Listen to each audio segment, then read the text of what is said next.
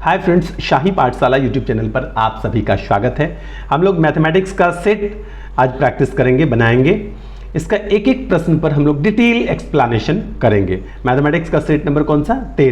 13 set number में जो mathematics वहाँ पर दिया गया था उसका सॉल्यूशन मैं यहाँ पर करवा रहा हूँ। तो आइए चलते हैं 31 नंबर पर। मैं आपको बता दूँ कि मैथ का भी मैराथन वीडियो लेकर के मैं आऊँगा।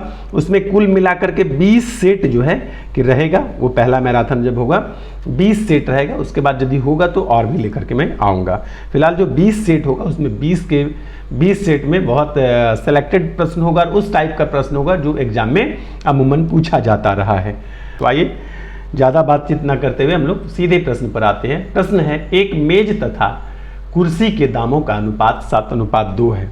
मेज है और कुर्सी है, इसको मान लेते हैं मेज के लिए m और k कुर्सी के लिए ये है। और दोनों के दाम का जो अनुपात है, दाम का मतलब होता है कीमत से, ठीक है। दाम का मतलब क्या हुआ? कीमत। तो इसका जो अनुपात है ये क्या दिया हुआ है? 7:2 दिया हुआ है। और आगे दिया हुआ है, यदि एक कुर्सी की कीमत एक मेज की कीमत से 900 रुपया कम है तो एक मेज की कीमत क्या होगी। आपसे लास्टली क्या पूछा कि मेज की कीमत क्या होगी, मेज की कीमत क्या होगी। मेज की कीमत बराबर व्हाट। और क्या दिया कि एक कुर्सी की कीमत एक मेज की कीमत से 900 रुपया कम है। एक कुर्सी की जो कीमत है ये मेज की कीमत से कितना कम है? 900 रुपया कम है। तो अनुपात में देख लेते हैं कि कितना कम है। यदि आप अनुपात में देखेंगे कि कितना कम है तो अनुपात में पता चलेगा कि 2 जो है ना 7 से 5 कम है। यानी 7 में यदि आप 5 घटा देंगे तो क्या मिलेगा? 2। यानी आपसे पूछेंगे कि कितना अनुपात कम है, तो कहेंगे अनुपात में जो है ना 5 अनुपात कम है। कुर्सी का कीमत का अनुपात जो है मेज के कीमत अनुपात से 5 यूनिट कम है, 5 अनुपात कम है। और रुपया में कितना कम है? रुपया में कम है 900 रुपया। अनुपात में कम बराबर रुपया में कम, इस दोनों को बराबर कर दिए। अब गुना करेंगे तो कितना होता है? 18 पंचे 90, यानी कि 180 से यदि गुना करेंगे 5 गुना 180 बराबर 900। 5 गुना 180 बराबर कितना हो जाएगा? 900। आपसे पूछा था कि मेज का कीमत बताइए, यानी m वाला पार्ट पूछा है। तो 5 अनुपात बराबर 900, तो कितना? 7 अनुपात बराबर कितना? तो चूंकि इसमें 180 गुना करने से पूरा है तो इसमें भी आप क्या करेंगे? 180 से गुना कर देंगे। तो 18 सते 26 से 126 और एक जीरो है लग देंगे। तो ये हो गया 1260 रुपया। यही था हमारा डिटेल एक्सप्लेनेशन। एक बार फिर से इसको समझने का प्रयास कर लेते हैं कि मेज और कुर्सी के कीमत का अनुपात 7:2 है और जो कुर्सी की कीमत है वह मेज की कीमत से 900 रुपया कम है, ठीक है। तो मेज की कीमत याद करें तो हम क्या किए कि मेज की कीमत का जो अनुपात है और कुर्सी की कीमत का अनुपात, इसके अनुपात का अंतर देख लेते हैं। अनुपात का अंतर अनुपात 5 में है और रुपया में अंतर कितना है? 900 का है। या बोल सकते हैं कि अनुपात में कम कितना है? 5 अनुपात। रुपया में कम कितना है? 900। दोनों को बराबर किए तो 5 को 180 से गुना करने पर 900 हुआ था। पूछा था मेज का कीमत बताइए, तो 7 अनुपात बराबर कितना होता है? 7 गुना 180 बराबर 1260। आइए चलते क्वेश्चन नंबर 32 पर। 32 नंबर प्रश्न का कहना है, 9 आमों में से 120 ग्राम के भार वाले एक आम के स्थान पर दूसरा आम ले लेने से इनके औसत भार में 20 ग्राम की वृद्धि हो जाती है। बदले गए आम का भार कितना होगा? कुल मिलाकर कितना आम है? 9 आम है। आम की संख्या कितना है? 9 है। ये आम लिखना है, आम 9 आम है, ठीक है। और 9 आम में से जो एक आम है, टोटल 9 आम है, उसमें से एक आम, उसका वजन कितना है? 120 ग्राम। ये क्या हुआ कि इसको निकाल लिया और इसके स्थान पर एक दूसरा आम ले आया गया। 120 ग्राम भार वाले एक आम के स्थान पर दूसरा आम ले लेने से इसके औसत भार में 20 ग्राम की वृद्धि हो जाती है। तो जितना भी इस 9 आम का औसत होगा ना, औसत पहले कितना था नहीं मालूम है, लेकिन जितना भी औसत रहा होगा अब इसको बदल लिया गया। 120 ग्राम वाला बाहर निकाला और दूसरा एक शामिल कर लिया। दूसरा शामिल करने से औसत में 20 ग्राम की वृद्धि हो जाती है। औसत में 20 ग्राम की वृद्धि हो जाती है। तो सबसे पहले औसत का कंसेप्ट समझ लेना चाहिए। औसत का मतलब होता है सब बराबर। औसत का मतलब क्या होता है? सब बराबर।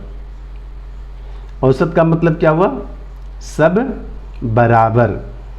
यानी औसत बोलने का मतलब है कोई छोटा अथवा कोई बड़ा नहीं है।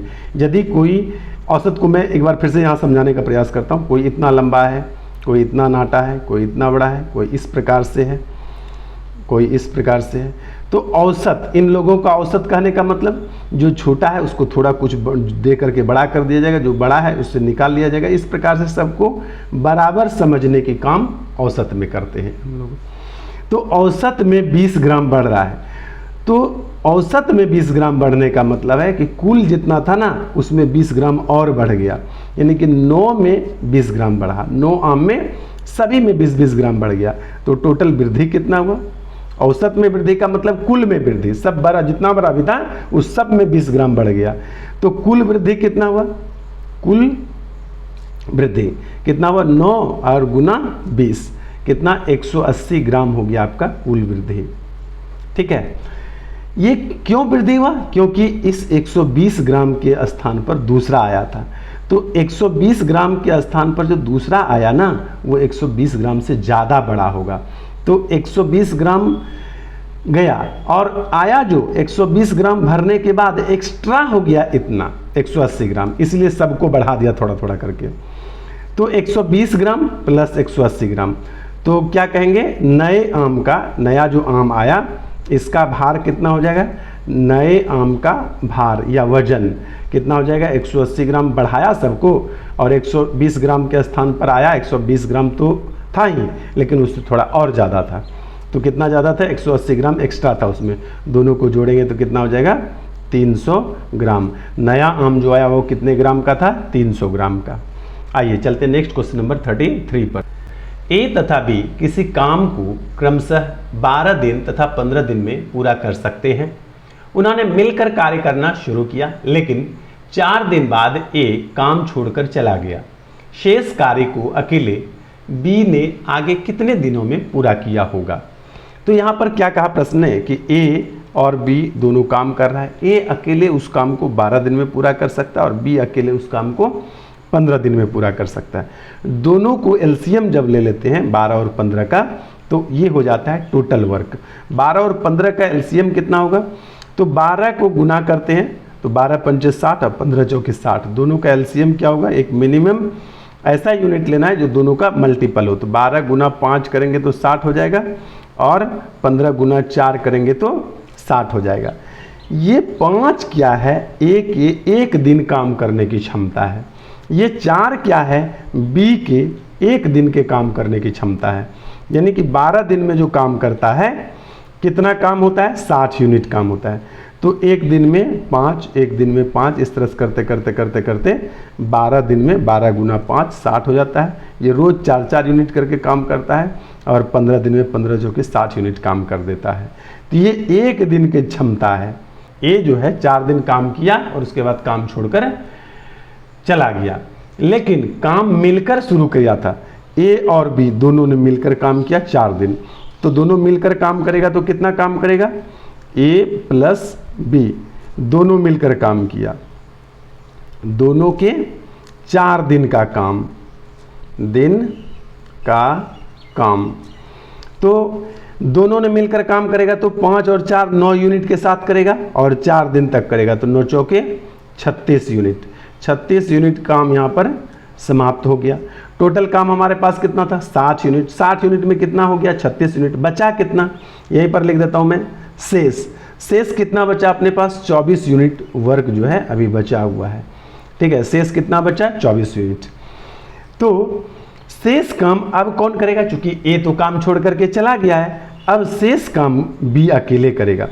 तो बी को लगा समय, शेष जो है बी को लगा समय, शेष कार्य पूरा करने में बी को लगा समय। बी को कितना समय लगेगा? तो जितना काम बचा हुआ है, कितना काम बचा हुआ है? 24 यूनिट। और बी की जो क्षमता है अपनी क्षमता से काम करेगा, तो कितना दिन में? 6 दिन में वो पूरा कर लेगा। बी अपनी क्षमता से काम करेगा तो 6 दिन में काम समाप्त हो जाएगा। तो इस प्रकार से विकल्प सी उत्तर हो जाता है इसका, विकल्प सी। आइए चलते नेक्स्ट क्वेश्चन नंबर 34 पर। प्रश्न संख्या 34। प्रश्न कहता है कि 1000 में से सबसे छोटी किस संख्या को घटाने पर प्राप्त परिणामी संख्या एक पूर्ण वर्ग होगी। तो ये भी बनाना भारी नहीं है, बिल्कुल आसान है। बी इसका उत्तर सही हुआ होगा। तो एक्चुअली है क्या कि हम लोग गेस करेंगे, जैसे कि मान लिया 30 की बात करेंगे तो 30 का स्क्वायर हम लोग जानते हैं कि 900 हो जाएगा। 31 के स्क्वायर पर चलते हैं तो ये कितना हो जाएगा, 961 हो जाएगा। 32 के स्क्वायर पर चलते हैं तो ये हो जाएगा 1024। तो हमको यही ना सोचना है कि 1000 में से कौन से संख्या घटाएं कि क्या होगा कि पूर्ण वर्ग बन जाए। और पूर्ण वर्ग 1000 से नीचे यदि आते हैं तो पहला पूर्ण वर्ग कितना है, 961। इससे और यदि नीचे जाते हैं तो वो नहीं, कम से कम कौन सी संख्या घटाना है। तो कम से कम आपको 1000 में से 39 घटाएंगे तो 61 बनेगा, जो कि 31 का पूर्ण वर्ग है। ठीक है, तो पूछा था कौन सी संख्या घटाई जाए, तो बोलेंगे 39 घटाया जाए। ठीक है, बहुत आसान था। आइए नेक्स्ट चलते हैं 35। राम ने महेश से 1 रुपये में 8 पैसे के साधारण ब्याज पर ऋण लिया। 3 वर्ष के बाद उसने महेश को कुल 1178 रुपये दिए। राम ने कितने रुपये का ऋण लिया था। सबसे पहले कोई भी प्रश्न बनाने में देखना होता है कि गिवन इंफॉर्मेशन आपके पास क्या है। तो क्या क्या दिया हुआ है, एक रेट आपके पास दिया हुआ है। रेट क्या है, 1 रुपया लेता है तो 8 पैसा उसको ब्याज के रूप में देता है। इसका मतलब है ब्याज का जो रेट है ना वो 8% है। उसके बाद क्या है कि टाइम आपसे है दिया हुआ, 3 वर्ष का दिया हुआ है, 3 ईयर का। और उसके बाद मूलधन आपको पी जिसको बोलते हैं वो आपके पास निकालने बोला गया है। और उसके बाद अमाउंट जिसको मिश्रधन कहते हैं, मिश्रधन आपके पास दिया हुआ है 1178 रुपया। ये साधारण ब्याज का सूत्र आपको पता है। साधारण ब्याज बराबर क्या होता है, P into R into T, ठीक है, बटे 100। और ब्याज होता क्या है, तो अमाउंट और जो आपका प्रिंसिपल है, यानी कि इसको मूलधन लिखते हैं, मूलधन, और इसको लिखते हैं मिश्रधन। मिश्रधन, इस दोनों के डिफरेंस को ब्याज कहते हैं। कहने का मतलब ए में पी को घटा देंगे, मिश्रधन में मूलधन को घटा देंगे तो यही हो जाता है ब्याज। तो A minus P is equal to P into R into T बटे 100। अब यहाँ पर आपको पी नहीं मालूम है, बाकी तो सब कुछ मालूम ही है। तो क्या करेंगे, सबका मान रख देते हैं, जो कुछ भी आएगा वो उत्तर हो जाएगा।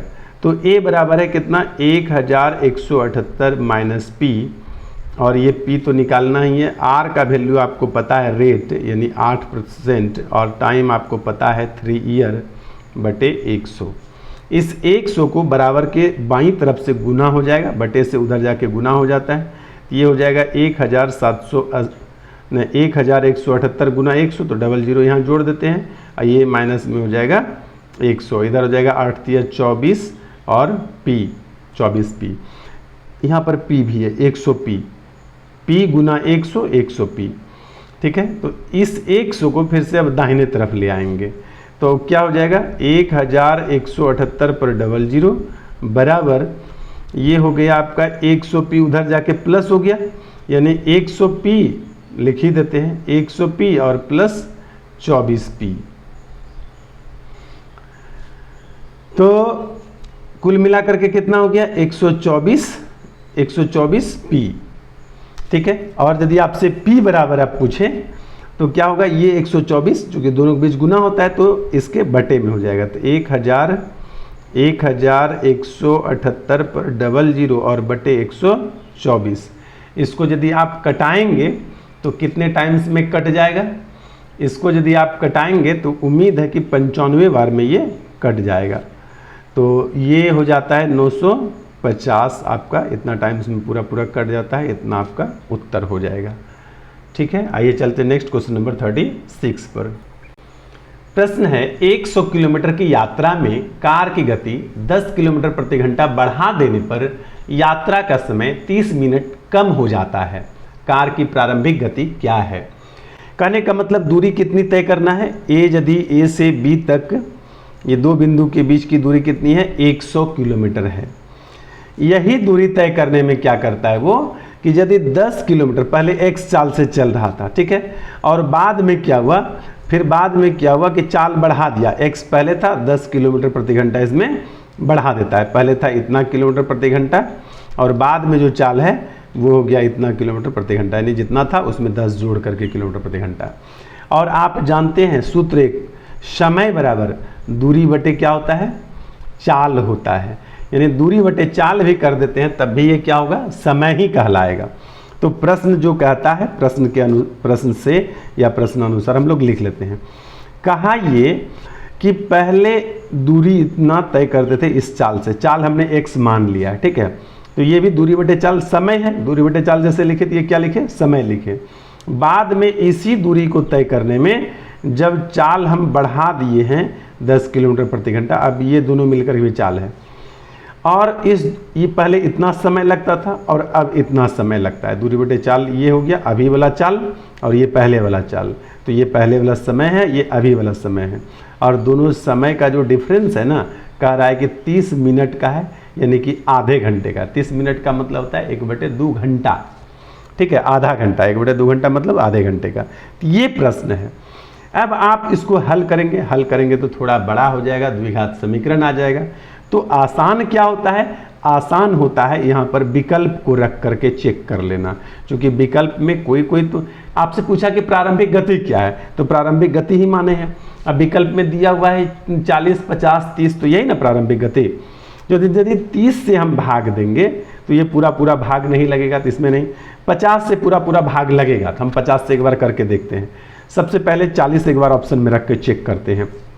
विकल्प ए क्या है, 40, यानी x का मान हम 40 रख के चेक करेंगे, तो 100/40 ये 100 है, माइनस 100 और यहाँ 40 रखेंगे, ये हो गया 50, तो ये हो गया कितना 2, और ये कितना हो गया आपका 0 कैंसिल हो गया, 5 दूना 10 और 2 दूना 4। कहने का मतलब ये होगा 5/2 - 2, इसको यदि हल करेंगे तो ये हो जाएगा 5 - 4/2, यानी कि कितना हो गया 1/2। तो यही तो हमारा LHS बराबर RHS प्रूफ करना था, यानी विकल्प ए ही रखने से अपना काम चल गया। तो उत्तर क्या हो गया, विकल्प ए। इसको सॉल्व किया आप कर सकते हैं, LCM लेंगे फिर द्विघात समीकरण बन जाएगा, तो ये एक लंबा प्रोसेस हो जाता है, टाइम ज़्यादा लगेगा। और विकल्प रख करके जब आप चेक करेंगे तो देखिए यहाँ पर पहला ही विकल्प उत्तर था, तो और जल्दी हो गया। यदि दूसरा विकल्प होता, एक बार में आपको यह भी समझ में कभी कभी आ जाता है कि ये रखने से नहीं हुआ तो कौन सा रखने से हो ही जाएगा। तो इस प्रकार से कैसे भी करिएगा तो ऑप्शन से बनाना आपको सुविधा होगा इधर से बनाने की तुलना में। आइए चलते हैं क्वेश्चन नंबर 37 पर। एक रेडियो का अंकित मूल्य 4800 रुपया 4800 रुपया है। दुकानदार 10% का बट्टा यानी छूट देता है, बट्टा का मतलब होता है छूट, बट्टा देता है तथा 8% प्राप्त करता है, 8% लाभ प्राप्त करता है। यानी छूट देने के बाद 10% छूट देने के बाद भी उसको 8% लाभ हो जाता है। अब कह रहा है कि यदि उसको कोई भी छूट नहीं देते तब कितना लाभ होता। तो यह प्रश्न जो है क्या ये हम लोग बना के देखते हैं। अंकित मूल्य, इसको अंग्रेजी में बोलते हैं मार्क्स प्राइस। खरीदने का तरीका हम लोग समझते हैं। पहले कोई भी वस्तु को सबसे पहले क्या करते हैं, खरीद कर लाते हैं, सॉरी खरीद लिखना था, खरीद कर लाते हैं, इसको बोलते हैं कॉस्ट प्राइस। जो खरीदने में पैसा खर्च हुआ कॉस्ट प्राइस हुआ। उसके बाद घर में लाके दुकानदार क्या करता है, एक दुकानदार की तरह सोचना है कि उस पर मूल्य अंकित करते हैं, ठीक ना, मूल्य क्या करते हैं, अंकित करते हैं, इसको बोलते हैं मार्क्स प्राइस MP। और उसके बाद वस्तु क्या करते हैं, बेचते हैं, बेचते हैं तो इसको क्या बोलते हैं, बेचने को बोलते हैं सेलिंग प्राइस। तो ये तीनों काम क्रम से हो रहा है, पहले खरीदे फिर मूल्य अंकित किए और फिर बेच दिए, इस क्रम को बोलते हैं सीधा चलना। और यदि आपको विक्रय मूल्य दिया हुआ या अंकित मूल्य दिया हुआ है, खरीद मूल्य पूछ रहा है, तो देखिए जो काम बाद का था ये दिया हुआ और पहले वाला पूछा तो उसको बोलते हैं उल्टा। इधर से चल रहे हैं तो इसको बोलते हैं सीधा, और उधर से जब कभी आने लगेंगे तो उसको बोलेंगे उल्टा। इस उल्टा सीधा का बहुत मूल्य है, इसको समझेंगे अभी। तो एक रेडियो का अंकित मूल्य दिया हुआ है, क्या दिया हुआ है, अंकित मूल्य दिया हुआ है, यानी ये वाला चीज़ दिया हुआ है। कितना दिया हुआ है, 4800 दिया हुआ है। कह रहा है कि दुकानदार 10% का बट्टा देता है। कभी भी बट्टा दिया ना, छूट दिया, इसका मतलब उसको बेच रहा है। तो 10% का बट्टा दे रहा है, इसका मतलब इसका विक्रय मूल्य कितना हुआ, इसका विक्रय मूल्य हो जाता है आपका 10 छूट दिया तो 90% पर वो बेच दिया तो 90 बटे इतना। अब ये क्या बन गया, जैसे ही अंकित मूल्य में छूट देंगे तो ये बन गया विक्रय मूल्य। अब ये पूरा क्या है अपना सेलिंग प्राइस बन गया, ये हो गया अपना विक्रय मूल्य सेलिंग प्राइस। और तब भी 8% का लाभ होता है। सेलिंग प्राइस से यदि आपको क्रय मूल्य यानी खरीद मूल्य बनाना है तो क्या करेंगे, यहाँ देखिए ये दिया हुआ है आपके पास सेलिंग प्राइस दिया हुआ और ये वाला पता करना है। तो क्या करेंगे, जैसे अंकित मूल्य दिया था विक्रय मूल्य बना था तो सीधे 90/100 कर दिए, लेकिन यदि इसको कॉस्ट प्राइस बनाना हो तो इसको उल्टा गुना कर देंगे। 8% लाभ होता है तो 108/100 नहीं करेंगे, इस बार 100/108 करेंगे। ऐसा क्यों, क्योंकि सेलिंग प्राइस को हम कॉस्ट प्राइस बनाने जा रहे हैं, उल्टी दिशा में जा रहे हैं, इसलिए उल्टा के गुना कर रहे हैं। तब ये क्या बन गया, कॉस्ट प्राइस बन गया। ठीक है, तो इसको जैसे ही सॉल्व करेंगे तो इस वस्तु का कॉस्ट प्राइस पता चलेगा। तो इसको कटाइए और बरनमा 78 से इसका 0 रहने देते हैं। बरनमा 78 से 12 से कटा, यहाँ पर एक 0 बचा हुआ है, और बरचौके 48 और 2 0 और 1 0 ये वाला 4000। कॉस्ट प्राइस अपना कितना है 4000। कह रहा है कि यदि कोई छूट नहीं देते, 4000 में खरीदे हैं 4800 में ही बेच देते, कटियोटा छूट नहीं देते, तनियो मनी नहीं, तो क्या होता है, देखिए 800 रुपया का लाभ होता है कितना में से, 4000 में से, इसलिए 100 में कितना, तो 2 0 यहाँ से कटा दीजिए, 1 0 यहाँ से कटा दीजिए, और 20 चौके 80, यानी कि आपको 20% का क्या होता है लाभ हो जाता। ठीक है, तो यहाँ पर यदि आप नहीं समझ पाए होंगे तो अभी मैं एक लाइन फिर से आपको समझाने का प्रयास करता हूँ, थोड़ा सा देख लीजिए। यहाँ पर हम लाभ हानि की कुछ बात को समझते हैं, क्रय विक्रय की। एक दुकानदार की तरह आपको अपने आप को समझना है कि एक दुकानदार सबसे पहले वस्तु को क्रय करता है, क्रय मूल्य, ठीक है, क्रय करता है। ठीक है, उसके बाद घर लाने के बाद उस वस्तु पर मूल्य अंकित करता है, तो उसको बोलते हैं अंकित मूल्य। और मूल्य अंकित करने के बाद फिर उसको क्या करता है, बेच देता है, तो इसको बोलते हैं विक्रय मूल्य। ये जो क्रम है, पहले खरीदने में पैसा खर्च किए, फिर उस पर मूल्य अंकित किए, फिर इसको बेच दिए, इस क्रम को बोलते हैं सीधा। सीधा का मतलब है यदि क्रय मूल्य दिया हुआ हो, अंकित मूल्य जानना हो तो जो भी प्रतिशत करेंगे उसमें सीधा से गुना कर देंगे। यदि अंकित मूल्य दिया हुआ हो, विक्रय मूल्य जानना हो तो जो भी है इसमें सीधा से गुना कर देंगे। लेकिन यदि आपको विक्रय मूल्य दिया हुआ हो और क्रय मूल्य जानना हो तो उल्टा करके गुना करेंगे। जैसे अभी हम लोगों ने विक्रय मूल्य क्या निकाला था 4800 और इसका 90% कर दिए थे, तो ये हो गया था अपना विक्रय मूल्य। अब हमको क्रय मूल्य पता करना था, तो क्या किए, 8% का लाभ हो रहा है। 8% का लाभ का मतलब होता है 108%। प्रतिशत में 8% यदि लाभ है तो प्रतिशत में कितना हो गया 108%। इसको लिखते हैं हम लोग 108/100। तो ऐसा, लेकिन हमको ये वाला जानना है और इधर वाला दिया हुआ है, तो यहाँ देखिए ये सीधा क्रम है और ये दिया हुआ हमको पीछे वाला बात जानना है, तो उल्टा दिशा में ना चलना पड़ेगा। उल्टा दिशा में चलेंगे तो उल्टा के चलेंगे, और उल्टा के चलने का मतलब है कि 4800 और 90/100 ये अपना विक्रय मूल्य है, और हमको क्रय मूल्य बनाना है, तो क्या करेंगे 100/108। देखिए उल्टा दिए, ये से था इसको उल्टा दिए, तो ये क्या बन गया, ये क्रय मूल्य बन गया। यहाँ से यहाँ तक ये क्या बन गया, ये क्रय मूल्य बन गया। ठीक है, तो इसी प्रकार से हम लोग सोचेंगे, जब कभी भी इस दिशा में चलना हो तो सीधा सीधा गुना करेंगे। जैसे यहाँ पर देखिए कि 4800 रुपया आपका क्या था, अंकित मूल्य था, अंकित मूल्य, हाँ 4800 रुपया अंकित मूल्य था, और छूट देता है, तो छूट जब कभी भी देंगे तो बेचते समय छूट देंगे, तो छूट दिया 10%। 10% छूट देने का मतलब है कि प्रतिशत में आप 90% पर बेच रहे हैं, और 90% का मतलब हुआ 90/100, तो हो जाएगा विक्रय मूल्य। तो हम देखो सीधे 90/100 हम कर दिए, इसको उल्टाए नहीं है, इस बार सीधे 90/100 कर दिए, क्या बन गया, विक्रय मूल्य बन गया। तो जब अंकित मूल्य से इस दिशा में चल रहे थे, विक्रय मूल्य की दिशा में, तो इसको सीधा गुना किए, लेकिन विक्रय मूल्य से हम क्रय मूल्य की तरफ आ रहे थे उल्टी दिशा में, तो उल्टा के गुना कर दिए। यही है उल्टा गुना और सीधा गुना। बने रहिए इसी प्रकार से नियमित रूप से वीडियो देखने के लिए शाही पाठशाला के साथ। आज के लिए इतना ही, धन्यवाद।